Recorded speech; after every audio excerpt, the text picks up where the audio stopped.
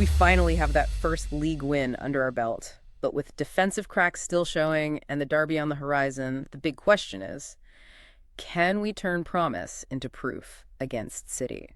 Hello there, and welcome to Devil's Roundup. We're your guides for this deep dive, and we're incredibly excited to have you with us. For anyone tuning in late, subscribing keeps you up to date with all our Red Devils chat. In this deep dive, we're going to unpack that, thrilling Burnley win, then dive into the rich history of the Manchester derby. And then we'll assess our current form, tactical setups, and the key player battles for this weekend's massive clash against City, really giving you the full picture. So let's start there. That 3-2 victory, it felt like a real roller coaster, didn't it? We got there in the end, but yeah, not exactly straightforward. Absolutely, a proper nail-biter. But look, there were definitely positives to take away. A lot of them, actually. Our attacking fluency, for one. It was a standout. We consistently created good chances, which, that's the foundation you need. Yeah, definitely looks sharper going forward at times. And the individual moments, right. Bruno Fernandes, Brian Mbeumo, Ahmad. Yeah. They provided those crucial match-winning bits when we really needed them. And honestly, the resilience, responding immediately, twice, after Burnley equalized. That shows real character in the squad. It does. You can't fault the fight back. And getting that first league win, yeah, so important. Just vital for morale after the start we had. Agreed. That resilience was brilliant to see. But, and there's always a but, isn't there? Especially with City next. We can't gloss over the negatives. For me, the finishing, wow, so wasteful. We honestly should have been, maybe 3-0 up by halftime. We could have cruised it, but we made it incredibly hard for ourselves. Is that just luck or something deeper? Well, that's the worry, isn't it? Creating is one thing, but that lack of ruthlessness.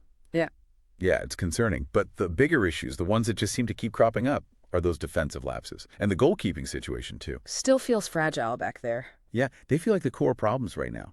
We just seem vulnerable to really simple plays sometimes. It feels, systemic, maybe. Not just one-off errors.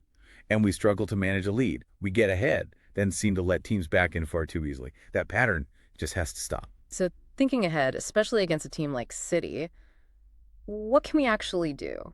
Practically speaking? Yeah. Based on Burnley, what's the most urgent fix for Ruben Amorim? Right. Well, the defensive structure, clearly. It needs tightening up. It needs much better discipline from everyone in their roles. Stop conceding those, cheap goals. Collective responsibility. Exactly. Yeah. And the keeper situation. We've talked about it before, but it needs sorting properly. We can't carry that uncertainty. Plus, maybe Amorim needs to be a bit more decisive with his in-game changes. Yeah. Especially second half, when teams adjust against us. Yeah, things seem to get chaotic sometimes. Our system seems to lose its balance when the game gets stretched or frantic. We look open. It's interesting how the media narrative shaped up after Burnley, too. Lots of focus on the drama, the late penalty.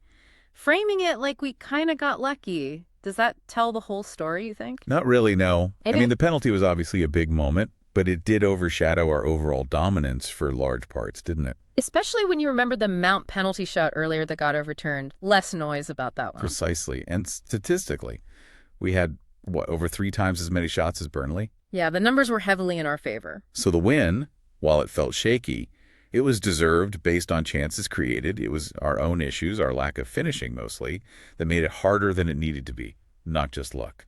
Okay, let's unpack this then. That Burnley game, it's done. But it absolutely sets the stage for a monumental challenge, September 14th, facing City. The Manchester derby. It's just massive now, isn't it? A global rivalry. But it's history. It's got a really fascinating evolution. Before the Second World War, it wasn't uncommon for fans in Manchester to actually follow both clubs. Really? Didn't know that. Yeah, they were seen as sort of different parts of the same community. Yeah. That only really shifted after the war, becoming much more, adversarial. So quite a shift in local identity. And then for decades, really, the story was pretty much one-sided. Us, United, under Sir Matt and then Sir Alex. We became this global force, trophy after trophy. Well, City, they struggled. Relegation down to the 3rd tier in '98. Remember that? Yep, vividly.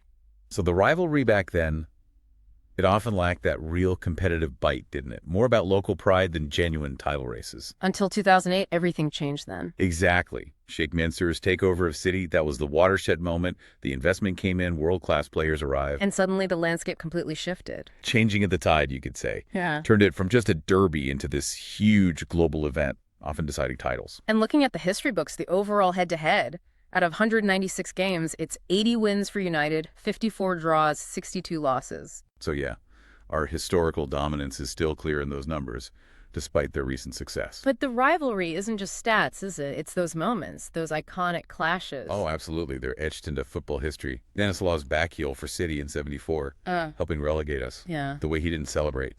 Powerful stuff. And Michael Owen, 96-minute winner in that crazy 4-3 game in 2009. Unbelievable drama. And then the other side, City's 6-1 win at Old Trafford in 2011.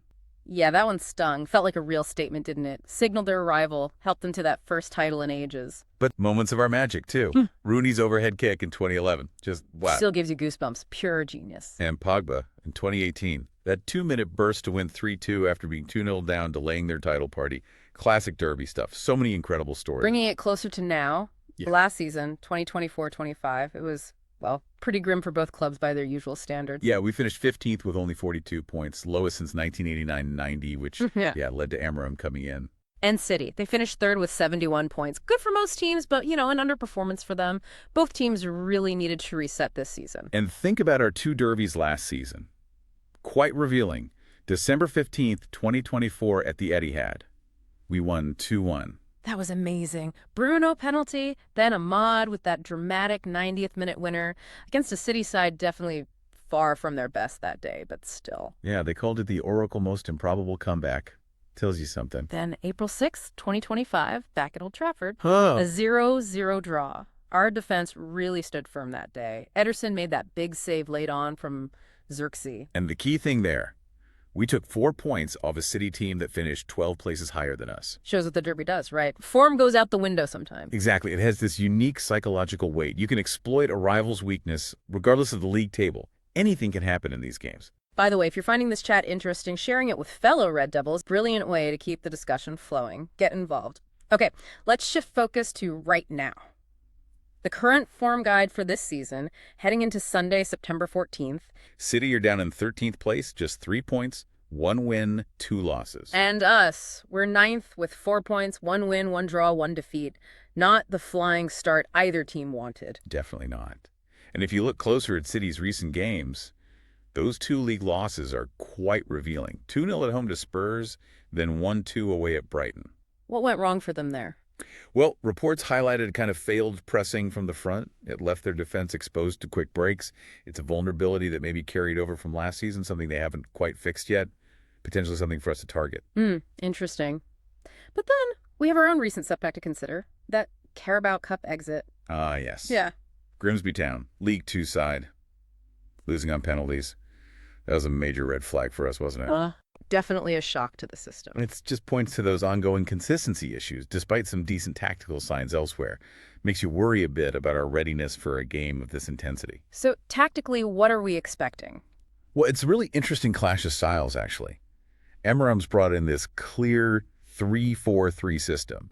Wants dynamic build-up, wants us compact defensively. Creating that overload in midfield seems key. Exactly. Using numerical superiority, using that third-man principle, quick combinations to break lines and trying to get the ball into those dangerous half spaces quickly. Central progression. And City. Still Guardiola ball, but it's changed a bit, hasn't it? It has. Still possession-based, still high pressing. Less false nine, more direct options now. More direct passes, more crosses into the box for him. And that change influenced by Pep lenders. Yeah, seems so. An added emphasis this season on trying to attack immediately after winning the ball back. More transitional, more vertical. Which, again, could make them more potent, but maybe a bit more open too. It feels like we're seeing that already, but connecting that back to us, there's this big contradiction in our play so far, isn't there? Absolutely. Statistically, we're creating loads. Second highest expected goals, XG, in the league, 6.8. Most shots to 58 after 3 games. Yeah, only 4 goals scored. Exactly. A goal difference of minus 2.8 compared to our XG. Yeah. That's underperformance. Shows a real lack of finishing efficiency. We simply should have scored more based on the chances. Which is why we brought in guys like Brian Mbemo and Matthias Cunha, right? To fix that exact problem. That was the idea, Yeah. Address that clinical edge. And both systems, they have weak spots. We know ours, that defense, sometimes lacking pace, struggling with a high line, getting caught between the lines on the counter.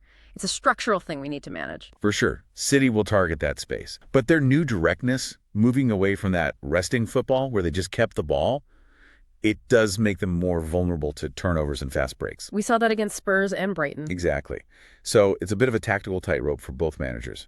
Exploit the opponent's weakness without exposing your own too much. And team news.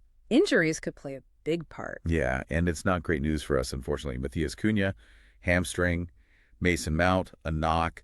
Both are doubts. Maybe could return, but maybe not. And Martinez is long-term still. Lisandro Martinez, yeah, cruciate ligament. He's out for a while. And Diogo Dalot is also a doubt. Muscle discomfort. That's a fair few potential absences. Big blows, especially defensively and attacking depth. It really limits Amorim's options against one of the best attacks around City. Their main concern seems to be Omar Marmush picked up a knee injury on international duty. He'll be assessed, but probably not as critical as our potential defensive gaps. So where will the game be won and lost? Key individuals, key matchups. Midfield. For starters, Bruno Fernandes versus Rodri. That's massive. Bruno's playing deeper now under Amorim, but still pulling the strings. Still our main creator. Top for chances created in the league. He'll be trying to get us moving forward quickly, breaking lines with his passing. Rodri, though, he's City's anchor. Guardiola calls him irreplaceable. Controls everything for them, reads the game so well. Exactly. Stops counters, keeps possession ticking. That duel Fernandes' creativity versus Rodri's control will dictate so much of the game's flow. And up top, Haaland versus our defense. Yeah, that's the scary one, isn't it? Haaland's pace, movement, lethal finishing against our defense, which struggles with pace and might be missing key players like Martinez and potentially Dalot. That's the crucial battle. How do we even stop him? It's going to take a massive collective effort. For us, going forward, the focus is on those new guys, Šeško and Brian Mbemo. Can they provide that missing finishing touch? Mbemo's started well, hasn't he? He has. He looks lively. We need him, or maybe Šeško, to be clinical when those chances come, because we know we will create them. And the stats really highlight that whole finishing issue. Mbemo, 1 goal, but from 2.1 xG, 8 shots. Bruno, 1 goal, 1.8 xG, 8 shots. Cunha, before his injury, 0 goals, 1.6 xG, 8 shots. It just screams chances created, final touch missing. We're getting into good positions, but not putting the ball away consistently enough. So wrapping things up, this derby on Sunday at the Etihad, it feels like a real crossroads moment, even this early in the season. It really does. Two teams still finding their feet, both with obvious strengths, but also clear vulnerabilities. Different vulnerabilities, but significant ones. The big tactical question seems to be, can our chance creation finally click and overcome that poor finishing? And on the flip side, can City's directness exploit our defensive issues without leaving themselves wide open to the counter? It's fascinatingly poised. So decisive moments. That XG problem for us, if we keep missing chances, especially good ones. City will punish us ruthlessly. We need someone, maybe Mbemo, maybe Šeško, to step up and be clinical. Just 1 or 2 moments could swing it. And that midfield battle we mentioned, Rodri versus Bruno. Yep. If Rodri bosses it, City likely control the game. If we can bypass him or disrupt their rhythm, get Bruno on the ball facing forward, then we can hurt them on the break, just like we did last season at the Etihad. So the verdict, how do you see it playing out? It feels so unpredictable. It really does. Look, City's recent losses, those tactical issues against the counter, they show City are definitely not invincible right now. Far from it. But then you look at our league form, that awful cup exit. Yeah, exactly. But temper that with the fact we took 4 points off them last season when arguably we were playing worse overall. We seem to raise our game for this fixture. The derby does strange things. It does. This isn't just about form guides or league positions. It's about who makes the first mistake. Which team's specific weaknesses get exposed on the day. City are favorites, naturally, playing at home. But our history in this fixture, our ability to pull off upsets and produce those iconic moments, it means you absolutely cannot write us off. It's far from a foregone conclusion. We have a real chance if things click. So that final thought then. The derby often ignores the form book. It's about performing on the day, individual moments, mental strength, especially for us, the Red Devils. Can we finally turn that attacking promise, all those chances we create, into actual proof on the biggest stage? That's the burning question we'll all be watching for. Hope you enjoyed our breakdown. Don't forget to subscribe for next week's review and preview airing next Friday. And sharing this episode with friends helps us keep the podcast alive. Thanks for listening.